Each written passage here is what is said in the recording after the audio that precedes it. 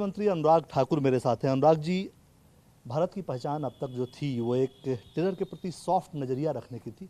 8 साल में कितना इसको बदलने में आप लोग कामयाब रहे हैं? देखिए, काउंटर टेररिज्म पर और आतंकवाद के खिलाफ कड़ी कार्रवाई करने के लिए भारत सरकार ने पहले दिन से कहा zero tolerance policy against terror. तो जब ये जीरो टॉलरेंस पॉलिसी आ गई आतंक के खिलाफ, तो अपने आप में ही स्पष्ट हो गया कि भारत सरकार क्या करने वाली है। यूएपीए कानून को और मजबूत बनाया गया। एनआईए अमेंडमेंट बिल लाकर इसको ट्रूली फेडरल एजेंसी हमारी एनआईए को बनाने का काम किया, जैसे एफबीआई यूएस में है। इसके अलावा हमने 90वीं जो इंटरपोल जनरल असेंबली है वो भारत में की, जिसमें 2000 से ज़्यादा दुनिया भर के वरिष्ठ पुलिस अधिकारी यहाँ पर आए। ट्रैक ट्रेस टारगेट करके उन्होंने इसको लिया कि हमें आतंकवाद को जड़ से ख़त्म करना है।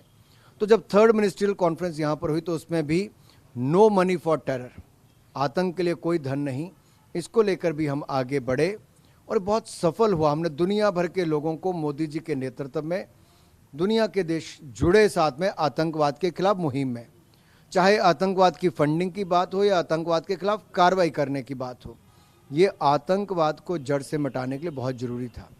दूसरा, सर्जिकल स्ट्राइक, बालाकोट स्ट्राइक करके ये दिखा दिया कि हम आतंकवाद को जड़ से ख़त्म करने के लिए आपकी जड़ में घुसकर मार सकते हैं, घर में घुसकर मार सकते हैं। तो कड़ा संदेश किया और इसका प्रभाव ये मिला कि 168% कमी आतंकवादी घटनाओं की जम्मू कश्मीर में आई और 94% केसेस में सजा हुई जहां आतंक को फाइनेंस करने की बात थी। अब पूर्वोत्तर की अगर मैं बात करूं, नॉर्थ ईस्ट की, तो नॉर्थ ईस्ट में भी इंसर्जेंसी की घटनाएं 80% कम हुई, सिविलियंस की मृत्यु 89% कम हुई, 6000 मिलिटेंट्स ने अपने हथियार डाल दिए और इन सब के चलते एक शांति का युग पूर्वोत्तर में आया है। और नॉर्थ ईस्ट में एक कह सकता हूं कि जो पीस ट्रीटीज हुई, बोडो पीस ट्रीटी से लेकर बोडो समझौता जो हुआ या एनएफएलटी समझौता त्रिपुरा में जो हमारा हुआ है, ऐसे कई समझौते अन्य राज्यों में, border area dispute Assam Meghalaya का ख़त्म किया। इससे एक शांति का युग चला है। फिर armed forces special protection act को त्रिपुरा और मेघालय में पूरी तरह से ख़त्म कर दिया गया। असम में 60% की कटौती की गई। अरुणाचल प्रदेश में केवल 3 जिलों तक बचा है। बाकी राज्यों में भी बहुत सारे पुलिस थानों को डिस्टर्ब एरिया में से बाहर निकाल दिया गया। तो अपने आप में दिखाता है कि कैसे इंसर्जेंसी की घटनाओं को कम करने से लेके आतंकवादियों के, नक्सलवादियों के हथियार डालने से लेके पीस ट्रीटी तक एक शांति का युग नॉर्थ ईस्ट में भी आया है। और ये टेररिज्म के खिलाफ जो कड़ी कार्रवाई मोदी सरकार ने की है, अंतर्राष्ट्रीय स्तर पर आवाज उठाई और देश में कार्रवाई करके दिखाई। क्या अंतर्राष्ट्रीय स्तर पर जो एक मजबूती मिली है? आतंकवाद की परिभाषा दरअसल पहले अलग अलग देशों की अलग अलग हुआ करती थी। प्रधानमंत्री काफ़ी सक्रिय हुए।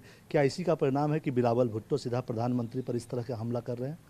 देखिए, जो हमने देश के अंदर आतंकवाद के खिलाफ कड़ी कार्रवाई की, तो आतंकवाद जहाँ से पनपता है, जहाँ जन्म लेता है, जहाँ उसको संरक्षण मिलता है, जहाँ उसको फंडिंग मिलती है, वहाँ के नेताओं का बिलबिलाना और बौखलाहना ये स्वाभाविक है। वो कमर तोड़ी है आतंकवाद की और आगे भी तोड़ेंगे। लेकिन किसी विदेश मंत्री का इतना घटिया और शर्मनाक बयान ये अपने आप में दिखाता है कि उस देश की राजनीति कहाँ जा रही है और किन के हाथ में है।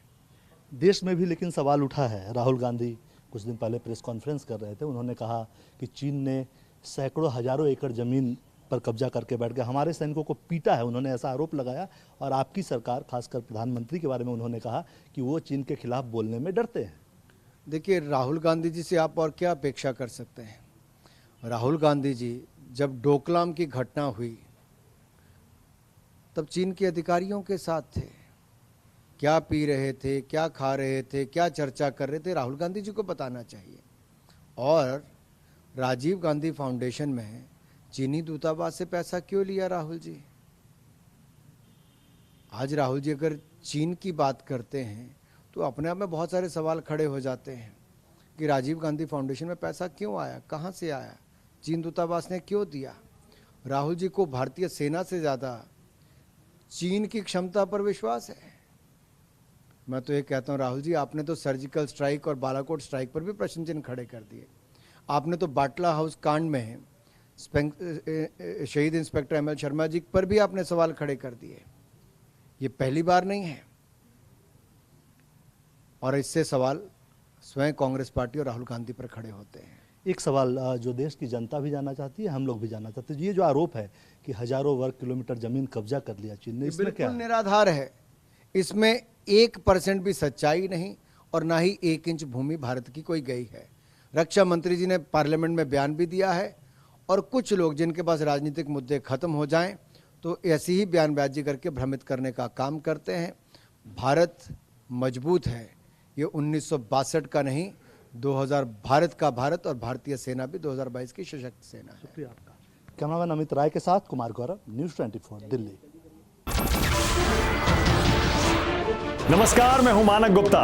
अगर आपको हमारा ये वीडियो पसंद आया हो तो इसे लाइक और शेयर जरूर करें, और हां, हमें सब्सक्राइब और फॉलो करना ना भूलें, ताकि आप देश और दुनिया की कोई खबर मिस ना करें। तो जुड़े रहिए हमारे साथ और देखते रहिए न्यूज़ 24।